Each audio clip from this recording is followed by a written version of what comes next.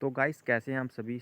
आज मैं आपको कुछ वीडियोस में कुछ बताऊंगा नहीं, बल्कि सिर्फ एक ही चीज़ बताऊंगा कि अगर आप बहुत ज़्यादा किसी डिप्रेशन में भी हैं, आपका माइंड भी काम नहीं कर रहा है, ऐसे में क्या कर सकते हो आप।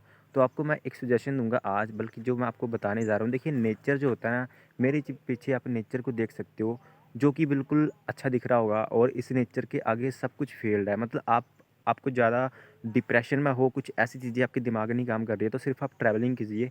ट्रैवलिंग करके जो आपका माइंडिंग होता है ना, जो आपका माइंड होता है, वो थोड़ा-सा थॉट बदल जाते हैं, आपके विचार बदल जाते हैं। ऐसे करने से आपका जो माइंड होता है वो रिफ्रेश होता है। तो वीडियो कैसी लगी? वीडियो को लाइक कर देना।